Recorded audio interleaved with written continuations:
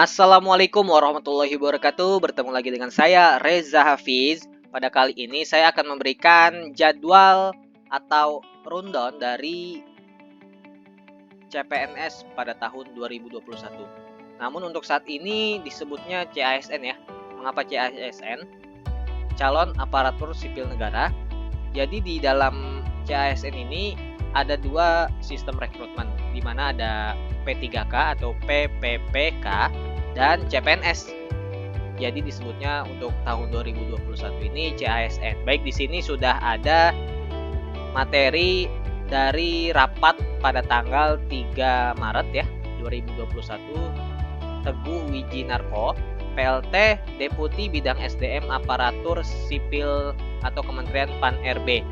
Di sini terdapat tema kebijakan pengadaan ASN tahun 2021. Jadi disampaikan pada rapat koordinasi penyederhanaan birokrasi dan pengadaan CASN tahun 2021. Oke, cekidot.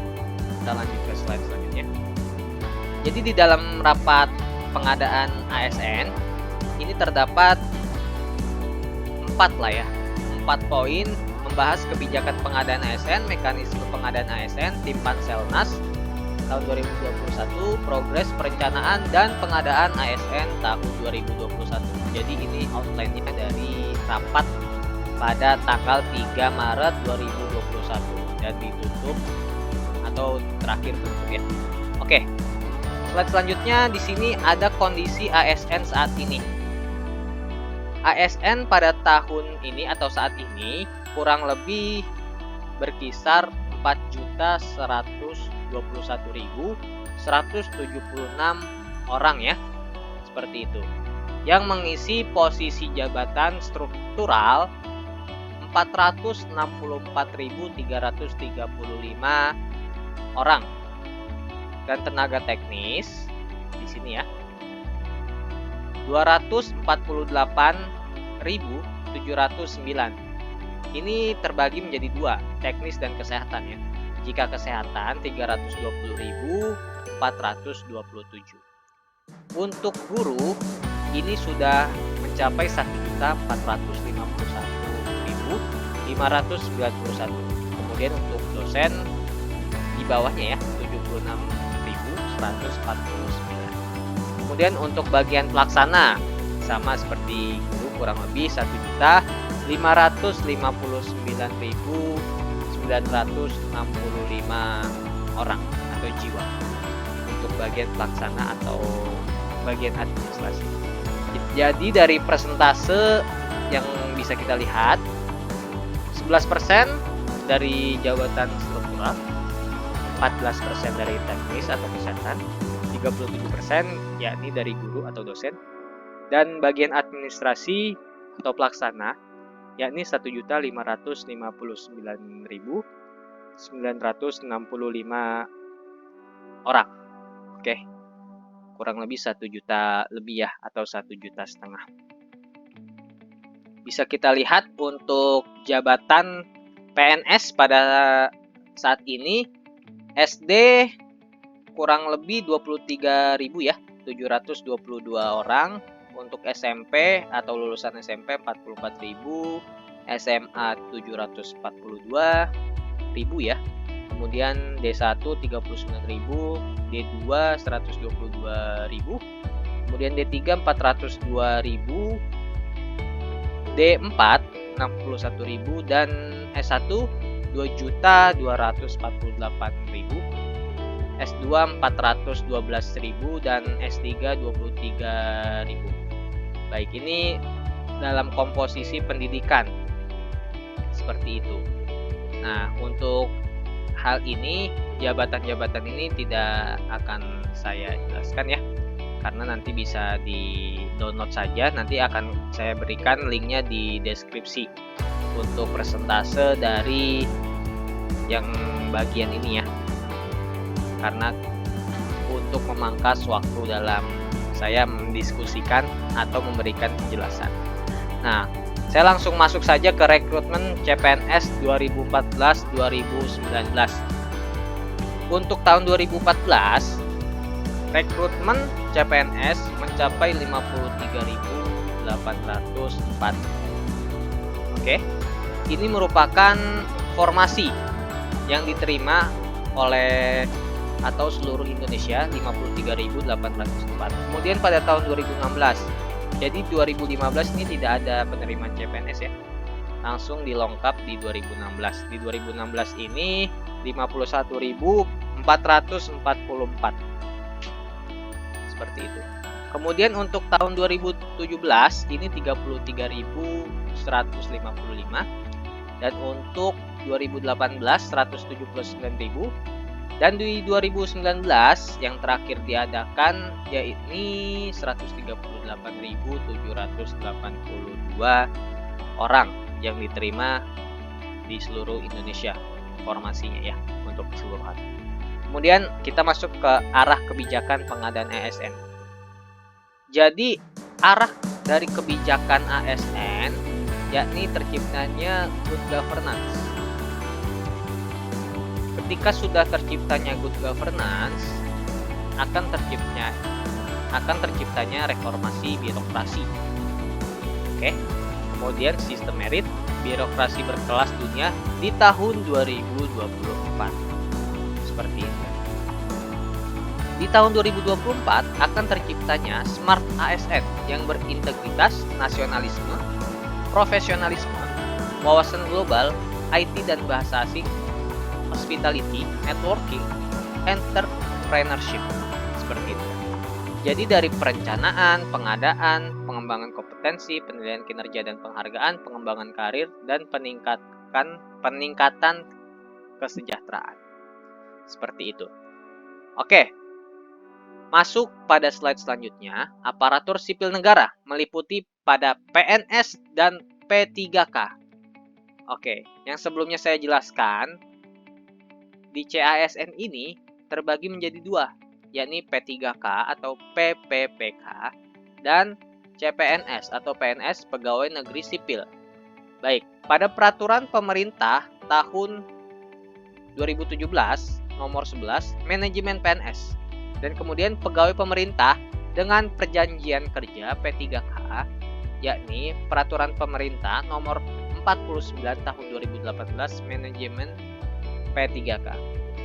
Meliputi PNS dan P3K mengisi jabatan pemerintahan kemudian melaksanakan tugas pemerintahan. Jadi pada dasarnya CPNS atau PNS dan P3K ini sama. Hanya saja di P3K tidak ada tunjangan uang pensiun. Seperti itu ya. Untuk gaji atau honor sama saja. Kemudian kebijakan penetapan kebutuhan ASN. Penetapan kebutuhan ASN, CPNS dan P3K. Yang pertama, saya akan membahas CPNS ya, atau PNS. Rincian kebutuhan PNS setiap tahun disusun berdasarkan analisis jabatan, analisis beban kerja, peta jabatan, memperhatikan kondisi geografis daerah, jumlah penduduk, dan anggaran belanja pegawai. Jadi untuk kebutuhan formasi setiap tahunnya meliputi domisili atau kondisi geografis per daerahnya. Baru akan dilakukan penjumlahan anggaran belanja pegawai dan ditotal untuk penerimaan formasi pada tahun itu. Baik, untuk P3K, di sini kebutuhan jumlah dan jenis jabatan P3K berdasarkan analisis jabatan dan analisis beban kerja. Kemudian untuk 5 tahun yang diperinci per 1 tahun. Jadi untuk 1 tahunnya dikontrak, kemudian diperpanjang seperti itu ya sistemnya. Jadi jika kinerjanya bagus, ini akan diperpanjang seperti itu. Kemudian untuk kesatuan dengan penyusunan kebutuhan PNS. Jadi pada dasarnya sama. Kemudian ditetapkan dengan keputusan Menteri Pan-RB.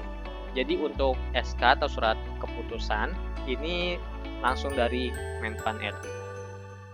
Seperti itu. Kita masuk pada mekanisme pengadaan ASN. Untuk analisis jabatan, analisis beban kerja, usulan kebutuhan yakni pertama dari instansi pemerintah masuk ke penetapan kebutuhan ke Menteri Pan-RB, kemudian Menteri Keuangan dan Kepala BKN. Jadi yang terlibat dalam panitia seleksi nasional atau Panselnas untuk CASN ini meliputi dari ketiga lembaga ini ya, Menteri Pan-RB, Menteri Keuangan, dan Kepala BKN atau BKN. Kemudian pengumuman. Dari pengumuman ini bisa meliputi jadwal formasi, kemudian penetapan formasi, dan sampai tahapan-tahapan seleksi. Jadi di dalamnya terdapat pengumuman sampai tahapan akhir. Jika sudah pengumuman, masuk dalam seleksi administrasi. Jadi di pengumuman sudah meliputi jadwal formasi sampai jadwal pendaftaran CASN. Kemudian masuk ke seleksi administrasi. Per instansinya ini dikelola oleh BKN. Kemudian masuk ke seleksi kompetensi dasar dan kompetensi bidang. Seperti itu. Jadi dari ketiganya ini dipegang oleh BKN. Kemudian penetapan akhir seleksi kembali lagi ke Panselnas atau Panitia Seleksi Nasional yang terlibat dalam kepanitiaan CASN. Setelah penetapan hasil akhir, masuk ke penetapan nomor induk, yakni BKN. Jadi yang menetapkan nomor induk pegawai atau NIP ini merupakan tugas dari BKN. Setelah penetapan, ini pengangkatan menjadi ASN atau P3K. Seperti itu ya. Kemudian di sini slide selanjutnya, tim Panselnas 2021. Yang pertama ini ialah ketua tim pengarah, yakni Menpan RB, memberikan arahan kebijakan pengadaan ASN tahun 2021. Seperti itu. Kemudian di bawahnya ada sekretariat tim pengarah. Dan di bawahnya ini ada tim pelaksana, tim pengawas, tim audit teknologi, tim pengamanan, tim quality, tim penyusun naskah. Untuk tim penyusun seleksi, yakni dari Kemendikbud, Kementerian Pendidikan dan Kebudayaan, yang tugasnya menyusun soal SKD, SKB untuk CPNS dan soal kompetensi P3K. Jadi di sini dijamin kerahasiaannya ya untuk soal-soal SKD, SKB bagi CPNS nantinya. Untuk status pengusulan kebutuhan ASN di tahun 2021, 34 instansi 6% tidak mengusulkan, 23 kementerian lembaga, 1 pemerintah provinsi, 10 pemerintah kabupaten. Untuk 76% sudah usul dan dokumen lengkap, 56 kementerian lembaga, 23 pemerintah provinsi, 387 pemerintah kabupaten kota. Untuk 18%, 122 instansi sudah akan atau sudah usul namun perlu melengkapi dokumen, 10 pemerintah provinsi, 112 pemerintah kabupaten kota. Seperti itu. Jadi keterangan cut off atau batas akhir ialah 2 Maret. Rencana penetapan kebutuhan ASN pada tahun 2021 untuk instansi, jumlah kebutuhan, jumlah rencana penetapan. Untuk pusat, yakni 83.669 jiwa atau orang. Jumlah rencana penetapan, yakni 74.384. Seperti itu ya. Dan di dalamnya terdapat sekolah kedinasan 8.555 orang dari jumlah 74.000 ya. Kemudian untuk daerah. Untuk daerah menampung 1 juta ya, 1.221.816. Kemudian jumlah rencana penetapan hanya 637.243. Seperti itu. Yang meliputi 126.342 pemerintah provinsi dan 510.901 untuk pemerintah kabupaten kota. Di sini meliputi guru P3K, kemudian P3K non guru seperti jabatan-jabatan administrasi dan CPNS 119 yang totalnya pusat dan daerah 1.305.485. Untuk jumlah rencana penetapan 711.627 jiwa atau orang. Seperti itu. Baik. Oke, kita langsung masuk ke rencana jadwal tentatif seleksi CASN tahun 2021 ya. Untuk seleksi CPNS P3K pada tahun 2021. Bisa kita lihat di sini kegiatannya ya. Meliputi sekolah kedinasan, CPNS dan P3K non guru dan P3K PPPK guru seperti itu. Kita langsung masuk saja ke CPNS dan P3K non guru ya. Di sini minggu ketiga ya, minggu ketiga kita tarik. Nah, untuk pertama, penyampaian informasi dari Pemda pada Maret minggu ketiga ke Menpan RB harus sudah diusulkan pada Maret minggu ketiga. Kemudian rencana pendaftaran dibuka yakni pada bulan Mei sampai bulan Juni untuk pendaftaran. Kemudian untuk seleksi ini memakan waktu kurang lebih 4 bulan. Jadi 4 bulan ini tidak hanya SKD ya, meliputi SKB, SKD dan SKB. Jadi dalam 4 bulan ini sudah rampung dalam penetapan seleksi atau rekrutmen. Kemudian di bulan November pengumuman kelulusan sampai bulan Januari pemberkasan dan penetapan. Untuk guru kurang lebih sama ya jadwalnya sampai bulan Januari, yakni penetapan atau pemberkasan NIM. Seperti itu. Jadi kurang lebih dari akhir Maret ini sudah ada formasi yang keluar dari setiap instansinya ya. Kemudian pendaftaran mulai dibuka di bulan Mei sampai bulan Juni. Seperti itu. Untuk menutup atau penutup, bagian penutup, ada 5 poin yang terdapat pada catatan di forum ini, yakni akhir Maret 2021, formasi mulai diserahkan ke masing-masing PPK, panitia pelaksana kepegawaian.